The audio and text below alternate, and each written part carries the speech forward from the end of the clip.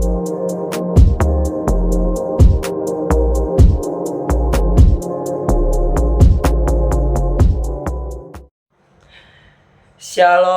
dan salam sejahtera yang saya hormati, yaitu Ibu Titi dan Ibu Iis. Perkenalkan, nama saya Renat Kito Afari, kelas 9B, nomor absen 20 dan nomor ujian 44. Pada kesempatan kali ini saya akan membacakan kisah atau bacaan yang ada di dalam Alkitab sebagai syarat untuk kelulusan.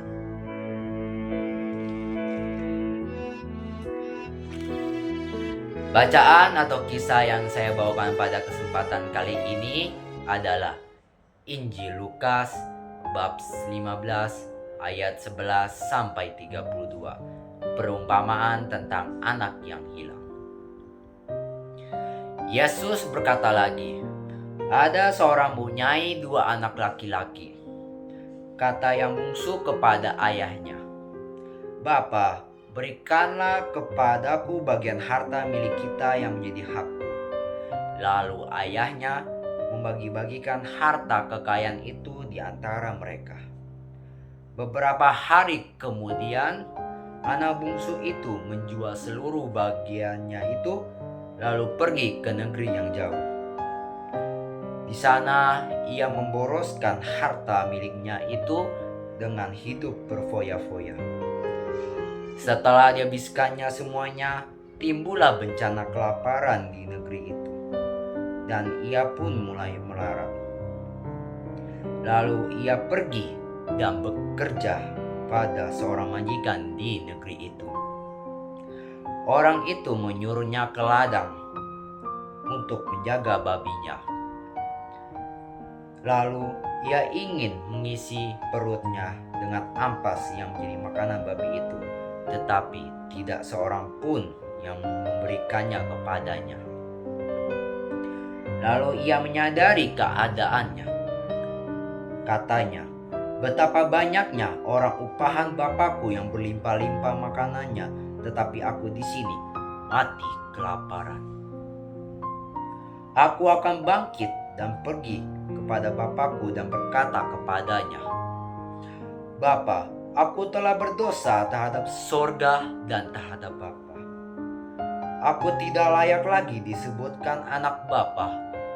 Jadikanlah aku sebagai salah seorang upahan Bapa.' Maka bangkitlah ia dan pergi kepada bapaknya.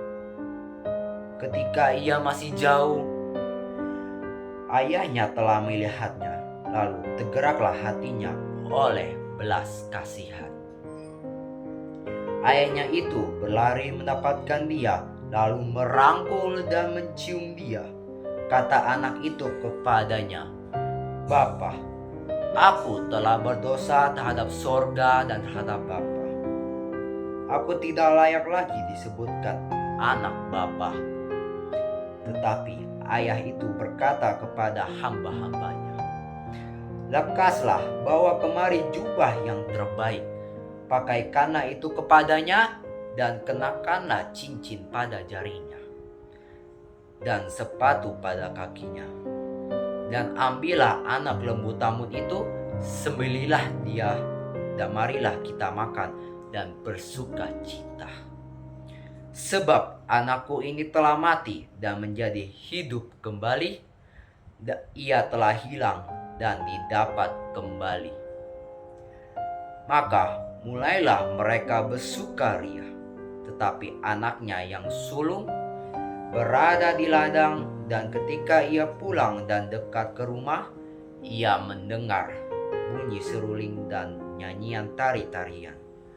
Lalu ia memanggil salah seorang hamba dan bertanya kepadanya, 'Apa arti semuanya itu?' Jawab hamba itu, 'Adikmu telah kembali dan ayahmu telah menyembelih anak lembu tambun, karena ia mendapatnya kembali dengan sehat.' Maka marahlah anak sulung itu, dan ia tidak mau masuk. Lalu ayahnya keluar dan berbicara dengan dia. Tapi ia menjawab ayahnya. Katanya, "Telah bertahun-tahun aku melayani Bapa, dan belum pernah aku melanggar perintah Bapa. Tetapi kepadaku belum pernah Bapa memberikan seekor anak kambing untuk bersukacita dengan sahabat-sahabatku. Tetapi baru saja datang anak Bapa yang telah memboroskan harta kekayaan Bapa bersama-sama dengan pelacur-pelacur. Maka Bapa menyembelih anak lembu tanggung itu untuk dia. Kata ayahnya kepadanya, 'Anakku, engkau selalu bersama-sama dengan aku, dan segala kepunyaanku adalah kepunyaanmu. Kita patut bersukacita dan bergembira, karena adikmu telah mati dan menjadi hidup kembali. Ia telah hilang dan didapat kembali.' Demikianlah sabda Tuhan. Terpujilah Kristus." Sampai di sini pembacaan saya tentang perumpamaan anak yang hilang. Seperti anak bungsu yang kembali kepada bapaknya, mari kita pun selalu rindu pada kasih Allah. Terima kasih khusus untuk Ibu Titi dan Ibu Iis atas bimbingannya. Sampai jumpa, semoga kita semua merasakan belayan kasih Bapa. Shalom.